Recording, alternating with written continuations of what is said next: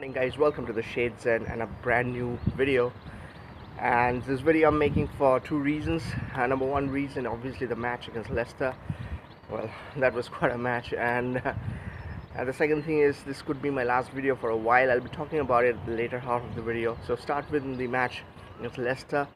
It was, as expected, it was an inconsequential match, King Power Stadium. So we did not need to go out do anything. There were 6 changes made, and obviously I like to see the likes of Caballero getting a chance to start a match.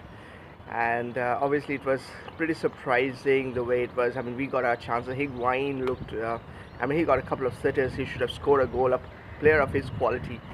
But anyways, 6 changes. We saw Azpilicueta playing as a defensive and central defender, which was quite interesting. I think he did a good job as a central defender, something to look about, because we have for next season David Luiz, Azpilicueta, and Rudiger and Christensen. And if Kurt Zouma comes in, he should come in, but I'm not sure. Many people say that Sarri doesn't like his style. But then, if you look at the other matches yesterday, Kurt Zouma played on the right side of defense for Everton yesterday, and that is kind of interesting that we can do a little bit of chop and change if a manager, whoever the manager is, or if Sarri is the manager, looks into it, that Kurt Zouma can either fit into the defense, central defense, or Azpilicueta can be a central defense and Zouma as a right of defense. That could also help. You never know. Kurt Zouma is in a brilliant form, 23, 24 years old. He's right there. Azpilicueta, according to me and many Chelsea fans, plays better in the central defense.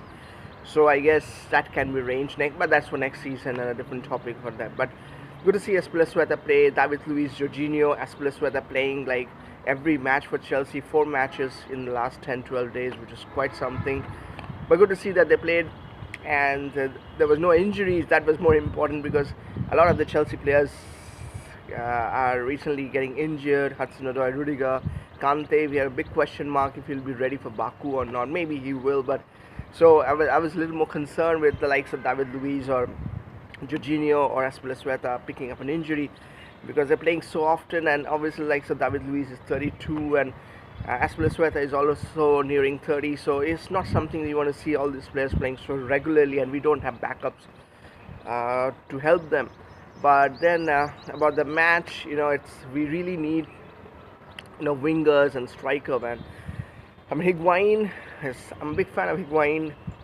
The way that he missed some chances yesterday, I mean, it should have been 1-0 by the halftime for Chelsea. I mean, I don't know. But again, it's inconsequential, so it doesn't make much sense. But still, I mean, when you have an empty net in front of you almost, I mean, that is where you score. Whether it's inconsequential, doesn't matter or not. It just helps you build up, get your goals going.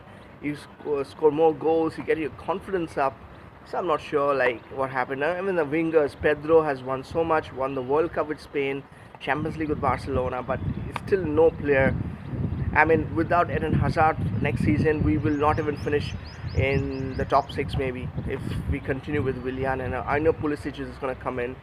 Hudson-Odoi is a chance. Once he's fit, he will start in. But then I came across a news, true or not, but that there could be a contract agreement with Bayern Munich and Hudson-Odoi already for him to leave for Bayern Munich. And that is true, then there will be pretty much seal that he will be leaving us, maybe not in the summer, but at least in January.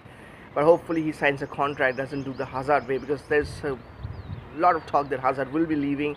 There is news that Hazard has already told Chelsea that he wants to leave. It's just because of this transfer ban, everything is stuck, and also a price tag, because Chelsea wants an X amount of money, with Real Madrid not willing to give that, just because his 1-year contract left for Eden Hazard. So that dilemma. Otherwise, Hazard, as per we know, wants to go, and he has also made it vocal to Chelsea Football Club. So we need people to come in, players to come in. We need our top striker to come in. But with the transfer ban, I'm not sure what's going to happen. And with the transfer ban, I'm pretty sure there's a reason why Chelsea is not letting go some of these players. Otherwise, Chelsea would have let go of players like Willian and Pedro. And obviously, Eden Hazard will be going irrespective. It looks like that way.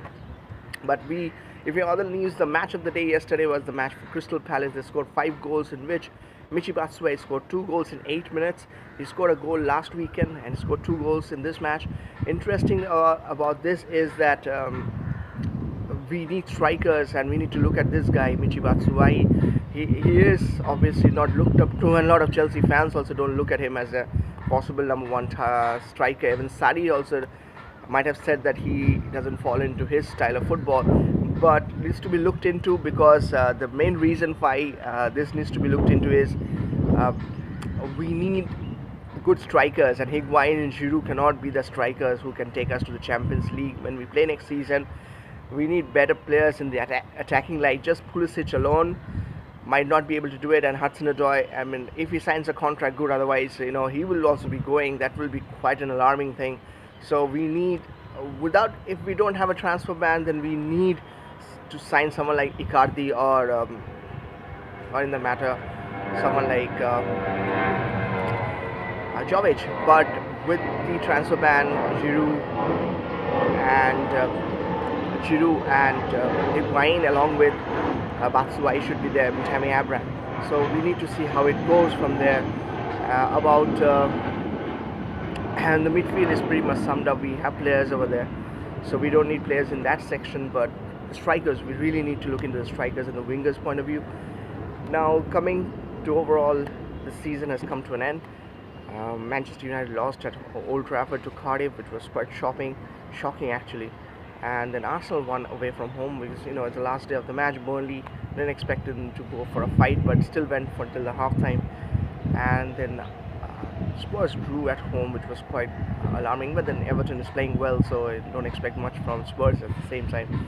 So these three teams actually helped us to get into third position. We were sixth. We're not expecting to finish sixth 2 weeks back, and now we're finishing third. It's like quite an alarming thing. And so overall, the season has ended. Manchester City has become back-to-back champions. It's a great thing for them, and back-to-back champions for almost 7-8 seasons. Nobody has won the Premier League back-to-back, so they did it. Congratulations to Manchester City. Liverpool did an outstanding job. Just one match lost in the whole 38 matches. Incredible. They should have won it. According to me, I think Liverpool should have won it, but then it was a great overall between Man City and Liverpool, the rivalry that went this season. Third for Chelsea. Wow, great. So anyways, the Premier League season has ended, but our season has still not ended. We have 3 weeks to go right now for the Baku match against Arsenal. Arsenal's strikers are in great form, especially Aubameyang. So expecting to see Chelsea get some silverware. Eden Hazard, before he leaves, we get something from him as well. Hopefully we have a suspension of the transfer ban from CAS, Court of Arbitration for Sport, and take it from there. Now that's it for the season. Now I'm coming to the part which I told you about. This could be my last video for quite a while. Yeah, I will be traveling from tomorrow onwards, so there could be chances I will not be here, and so I will not be able to make videos for quite often, as I've been making of the last few weeks or so. Last 2 months I've been making videos, like 3-4 videos every week, thanks to this wonderful place that I got over here in the terrace.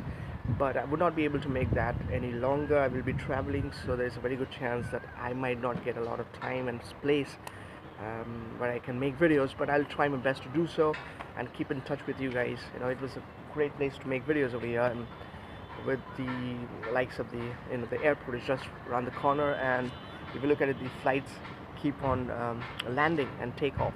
That was a nice thing that is to happen just behind me. Anyways, so guys, keep in touch as always, and keep in the comment section. Let us know how it is going. Anyways, until next time, keep it coming. Bye bye.